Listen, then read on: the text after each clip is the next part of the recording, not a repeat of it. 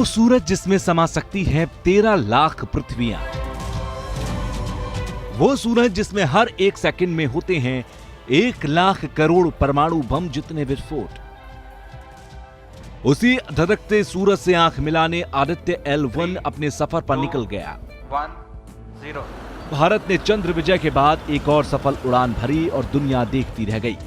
PSLV C56 ने जैसे ही Aditya L1 को लेकर उड़ान भरी, पूरा देश झूम उठा। आदित्य L1 की सफल लॉन्चिंग से वैज्ञानिकों के चेहरे खिल उठे। पूरा हॉल तालियों की गड़गड़ाहट से गूंज उठा।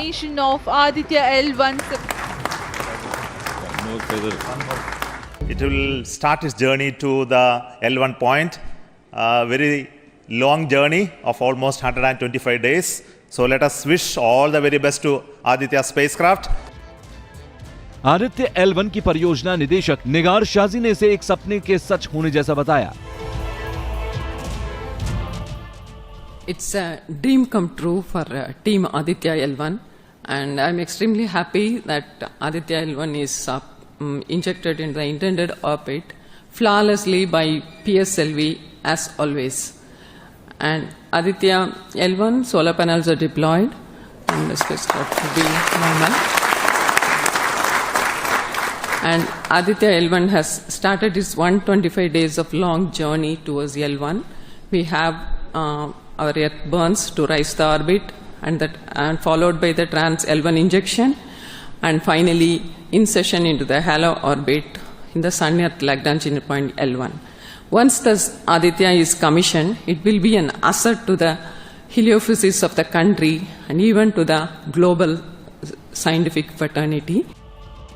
इसरो की दूसरी कामयाबी से पीएम मोदी भी गदगद हैं। उन्होंने वैज्ञानिकों को बधाई दी और कहा कि मानवता के कल्याण के लिए हमारे वैज्ञानिकों के प्रयास जारी रहेंगे।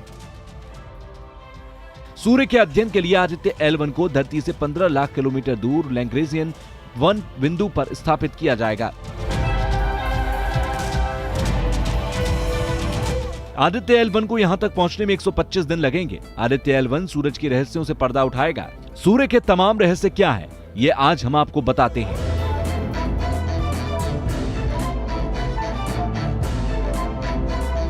सबसे पहले जान लीजिए कि सूर्य सोलर सिस्टम का सबसे बड़ा तारा है। डायमीटर धरती के डायमीटर से 109 गुना ज्यादा बड़ा है।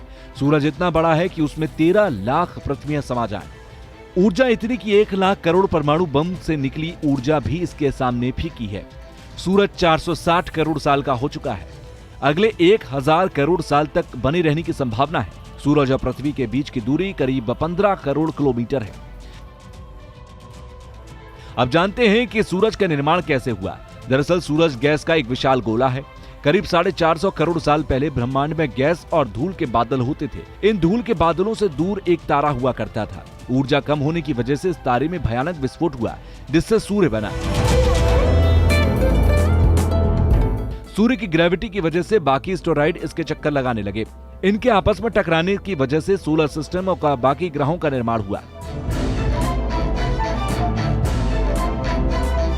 सूरज में सबसे ज्यादा ग्रेविटी होती है। अगर ग्रेविटी ना हो तो सभी ग्रह, चांद, एस्टेरॉइड और धूमकेतु सोलर सिस्टम से हटकर डीप स्पेस में कहीं गुम हो जाएंगे।